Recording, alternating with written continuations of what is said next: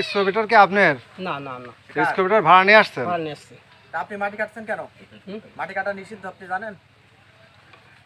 নিষিদ্ধ শোনেন, এখানে এর এই নদীর পুকুর মাটি ঝালা বর্ত বন্ধ গেছে, ঝালা পুকুরে বারোটা ওই কলেজ মিনিট পাইছে। হ্যাঁ, তো বললো যে ভাই আমার একটু বাজিয়ে দিতে হবি।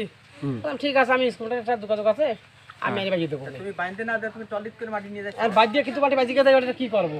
এখন এই মাটি আপনি হচ্ছে যেগুলো বাইসে গেছে সেই মাটি আপনি ভাড়ায় আছে বিক্রি করে দিচ্ছেন, তাই তো? পাবলিকে দিচ্ছি দেখার জন্য। বিভিন্ন জায়গায় বিক্রি করে দিচ্ছেন, মানে এটা আপনার ব্যবসা একটা, তাই না?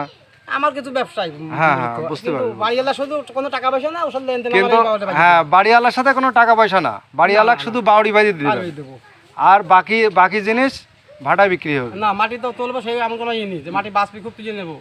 না, মাটি তো বাঁচেছে, যেহেতু এই যে টলি চলে যাচ্ছে মাটি, এবার না তুলি তো পুকুর হচ্ছে না। এই মাটিটা তুলতে যায় যে আপনার যে রোডের যে অবস্থা,